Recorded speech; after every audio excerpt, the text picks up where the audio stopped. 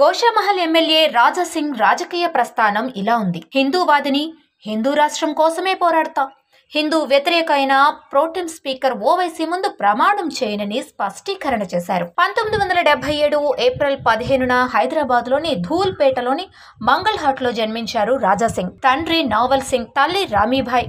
వీరి సొంతూరు ఉత్తరప్రదేశ్. కొన్నాళ్లకు హైదరాబాద్ కి వచ్చి ఇక్కడే స్థిరపడ్డారు. రాజా సింగ్ 17 ఏళ్ల వయసులో ఓ ట్రక్ లో గోవులను కట్టేసి తీసుకువెళ్తున్న దృశ్యం చూసి వాళ్లని పట్టుకుని అడ్డుకున్నాడు. దీంతో గోవులు, వాటి రక్షణ మీద ఆసక్తి పెరిగింది ఆయనకు. పూర్తిగా వాటి సంరక్షణ మీదనే దృష్టి సారించారు. అలా హిందూ వాహిని సంస్థలో చేరి అప్పటి నుంచి స్నేహితులతో కలిసి ఆవులను చూసుకునేవారు. గోషామహల్లో చిన్ననాటి నుంచి స్థానిక పరిస్థితులు చూసి తన వంతుగా ఉన్న ఊరికి ఏదైనా మంచి చేయాలనే ఉద్దేశంతో రాజకీయాల్లోకి రావాలనుకున్నారు. అలా తెలుగుదేశం పార్టీతో రాజకీయ అరంగేట్రం చేశారు. టీడీపీ తరపున 2009లో పోటీ చేసి కార్పొరేటర్ గా గెలుపొందాడు. రాష్ట్ర విభజన అనంతరం తెలంగాణలో తెలుగుదేశం పార్టీ బలహీనపడడంతో 2014లో బీజేపీలో చేరారు. అనంతరం ఆ ఏడు జరిగిన అసెంబ్లీ ఎన్నికల్లో ఎమ్మెల్యేగా పోటీ చేశారు. ప్రచారంలో భాగంగా గోవులను హతమార్చేవారు కాదు, వాటిని పూజించే వాళ్లు ఓటు వేయాలని తనదైన రీతిలో అభ్యర్థించారు. అది విన్న ఇతర పార్టీ నేతలు మత విద్వేషాలను రెచ్చగొట్టే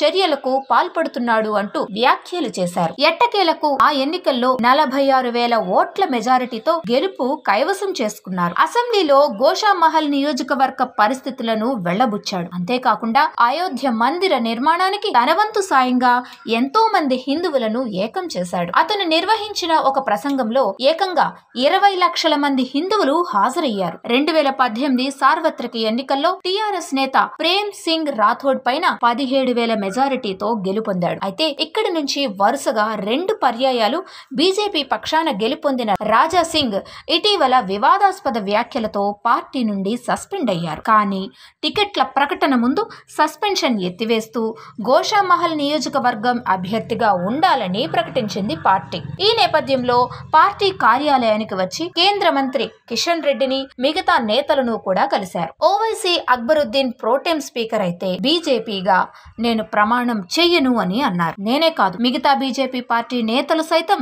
అసెంబ్లీలోకి అడుగు పెట్టరు అని స్పష్టం చేశారు. Hi, this is Karthikeya. Please subscribe to ADBC channel.